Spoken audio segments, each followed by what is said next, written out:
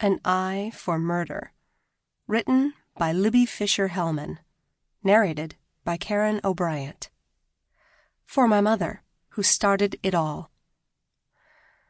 History is made out of the failures and heroism of each significant moment. Franz Kafka. Prologue. Prague, August 1944. The evening air was heavy and damp. Summer kept hanging on. The smell of rotting fish mixed with exhaust fumes as trucks cut through the narrow streets of the city. Nothing seemed clean anymore. It was hard to imagine Prague was once the crown jewel of the Habsburg Empire. He'd spent the afternoon checking the route, strolling past Panska and the office that had housed the Prager Tagblatt until the Nazis shut it down.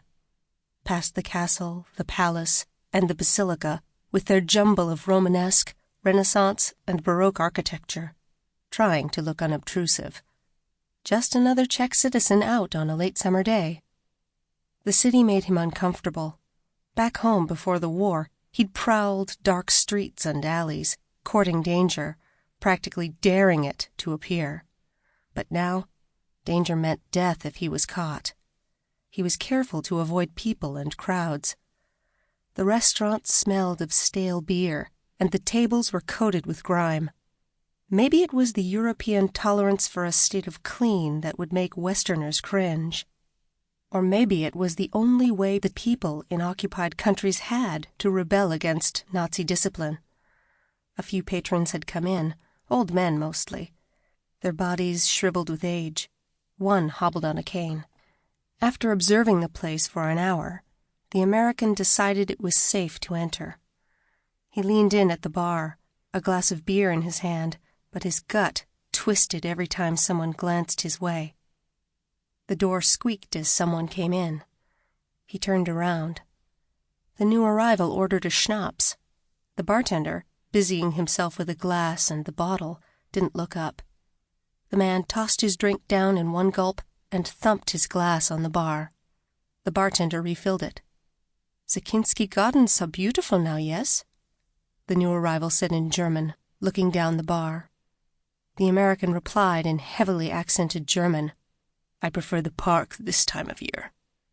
The new arrival shifted slightly, almost imperceptibly.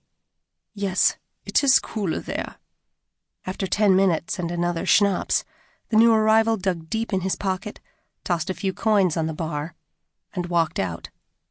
The American stayed a few more minutes, and then left also, turning toward the river. Dusk was upon him, dark shadows softening the edges of buildings. He was careful to make sure he wasn't followed. 3 streets north and 2 streets east. Just another citizen out for a walk. As he passed the narrow cobblestone alley behind the museum, a voice from the shadows said softly, "Good evening, comrade." The American looked up, startled. "Sorry, my little joke." His contact smiled. "We will speak in English, but we whisper." The American managed a nod. "What should I call you?" He paused. "Kafka. And you?" "You can call me Joe." "G.I. Joe." Kafka's smile faded. "It is unusual to see an American so far from home, especially here. How did it come about?" "I had work to do." "You have had a long journey." "I've been in Berlin, the East before that." "A freedom fighter. We honor you, Joe." He shrugged. "So, I understand you have information for us." "How do I know it will get to the right place?" "There's no guarantee, but we both know you did not agree to this meeting without, how do you say it, checking us out." Kafka was right. Joe had heard about the intelligence unit formed by the British and the Americans, fighting the Germans by stealing codes, infiltrating their ranks. Kafka worked for them, he'd been told.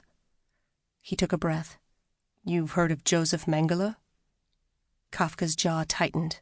"The butcher of Auschwitz." "Yes." Joe had learned for himself one sunny day, not long Sample complete. Ready to continue?